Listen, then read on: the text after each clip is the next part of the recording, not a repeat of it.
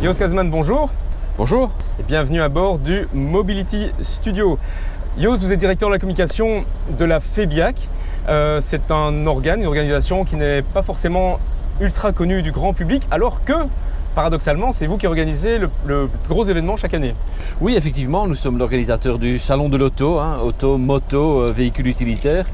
Mais effectivement, nos activités se concentrent, à part ça, surtout sur ce qui est les sociétés importatrices de véhicules. Donc on est plutôt dans le B2B que dans le contact avec le consommateur. Grande exception, effectivement, le salon de l'auto. D'accord. Du coup, vous anticipez déjà un petit peu sur la deuxième question. À part le salon de l'auto, quels sont vraiment les grands axes, les grandes missions, les grands projets que vous faites d'une manière générale, donc indépendamment de la crise que nous sommes en train de vivre? Nos défis sont multiples. Nous sommes les représentants du secteur automobile dans toutes ses formes, auto, moto, véhicules utilitaires. C'est un secteur qui est en pleine évolution, qui est très dynamique, plein d'innovations, de nouvelles technologies, etc.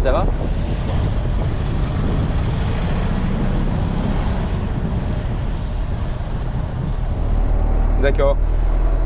Il est encore un petit peu trop tôt pour tirer des conclusions de l'année 2020.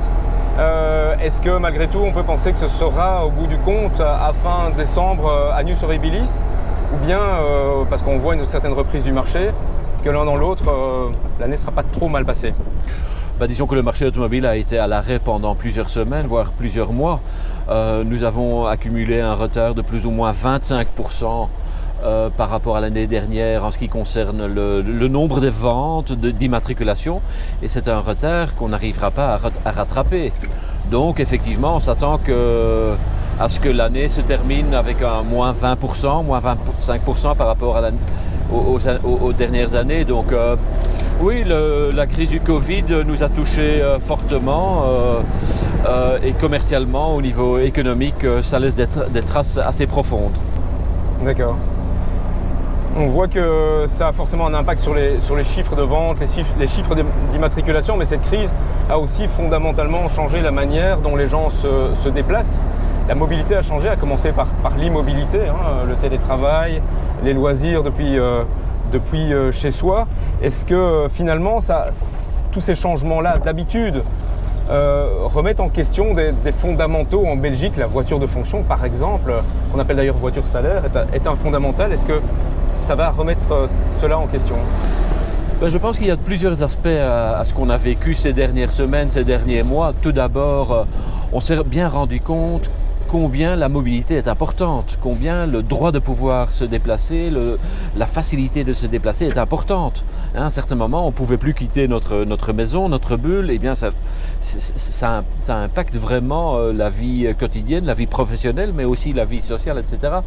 De notre côté, et ça c'est quand même assez intéressant, on s'est rendu compte aussi combien de déplacements sont parfois un peu inutiles. On peut rationaliser effectivement nos moyens de transport, la façon de laquelle et le nombre de mouvements, de déplacements on fait. Donc ça c'est assez important.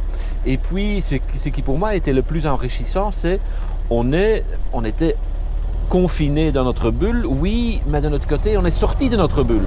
On a découvert d'autres moyens de se déplacer. Beaucoup de gens ont découvert le vélo électrique, etc., qui est une solution pour plein de petits déplacements. Donc, c'était d'un autre côté aussi assez enrichissant. Alors nous sommes en train de faire un petit tour à l'arrière de la FEBIAC et nous sommes sur la commune de Woluwe-Saint-Pierre. Ce qui est intéressant de voir, c'est qu'on a parlé des changements des mentalités des personnes, des entreprises, les pouvoirs publics aussi. Si on est sur la commune de Woluwe-Saint-Pierre ici, et on voit qu'il y a toute une série d'initiatives, commune après commune, chacune fait les siennes. Et ici on a une assez originale qu'on va vous montrer, ce sont ce qu'on appelle les P3M, ce sont les emplacements pour les voitures de moins de 3 mètres. L'idée étant, à côté de plein d'autres initiatives, de récupérer tous les coins perdus sur lesquels un véhicule normal ne pourrait pas se garer, histoire aussi d'inciter peut-être les gens à aller vers des gabarits de véhicules plus petits.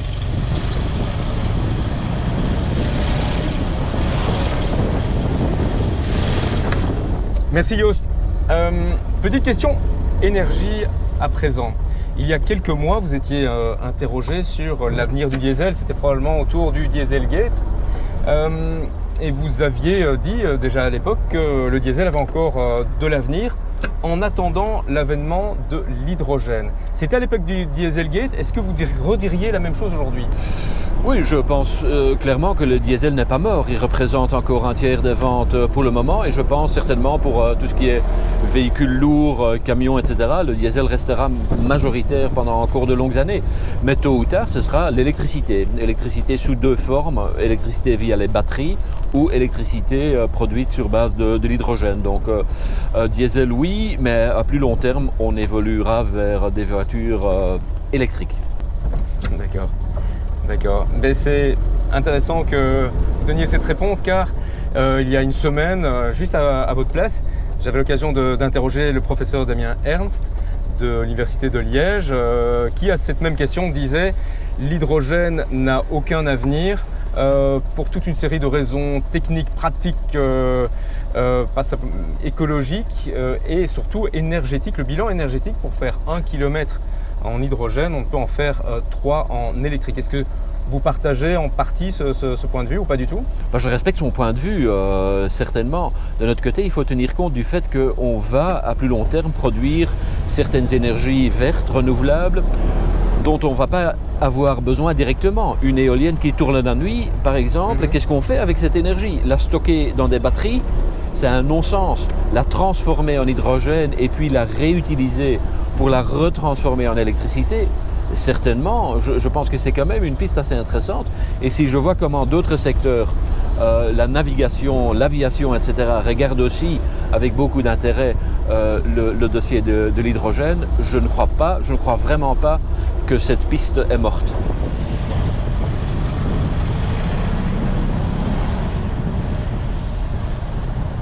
Joost, je ne pense pas que vous ayez de boule de cristal, pas plus que moi, pas plus que personne.